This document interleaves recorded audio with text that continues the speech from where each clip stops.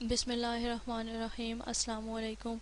Dear students, today our topic of discussion is WCDMA handover. The points that we will discuss in WCDMA handover are purpose of handover, handover types, capacity and coverage, WCDMA evolution. Now, what is the purpose of handover is? As we discussed, when the communicating body moves from one coverage area to another coverage area, then its communication remain continuous. No disconnection seems to be happen. This is called handover. Now, in order to maintain a good quality of service in handover, 3 points should be considered. First point is that our service should be continuous. Also, the load is balanced. It means resource sharing is even, and then the hierarchy divided by speed and service. It means the efficient utilization of the resources. If these 3 points of quality of service are maintained during the handover, then handover will be a good handover and our purpose of handover will be maintained. Now, what are the categories of handover are?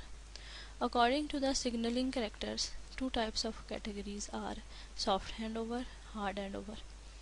Now, according to the properties of source cell and target cell, the three categories of handover are intra-frequency handover, inter-frequency handover, inter-rate handover.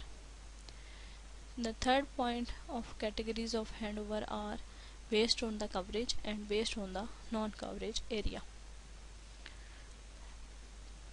What are the points and what are the categories of handover that are used in WCDMA UMTS?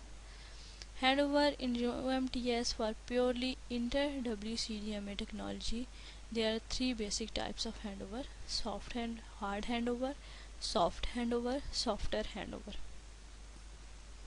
Hard handover. Hard handover means that first we will break the previous connection and then we will establish a new connection. It means break before make. The network decides a handover is required dependent upon the signal strength of the existing link. If the signal strength of the existing link is not enough, then the connection is broken and the new connection is established. It means the existing connection between the node B and the UE is broken and the new link is established between the new node B and the UE. Soft handover. Soft handover occurs when ME is moving in the overlapping coverage area.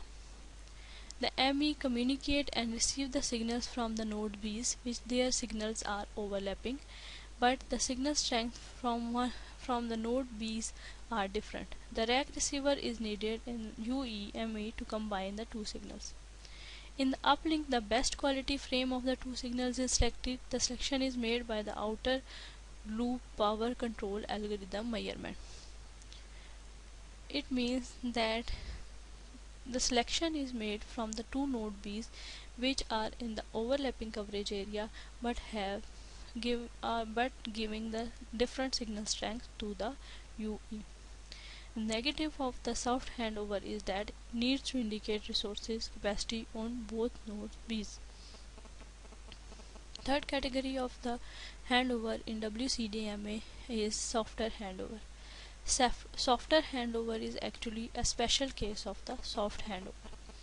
In softer handover, mobile station receives identical power control from both sectors and provide diversity combining of the power control bits to determine whether the base stations are sending an up bit or a down bit.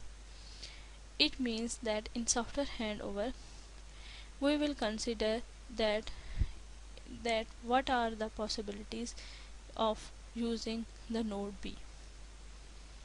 In soft handover, macro diversity with selection combining is selected. Now, what are the capacity and coverage characteristics of WCDMA? In WCDMA, coverage and capacity are tied together. When the load increases, the interference level also increases. Therefore, we require that the power transmitters must exit the power that is at the highest. But in order to keep the constant quality in powers, we require a big effort. Due to the finite power resources, the more users node B serves, the less power.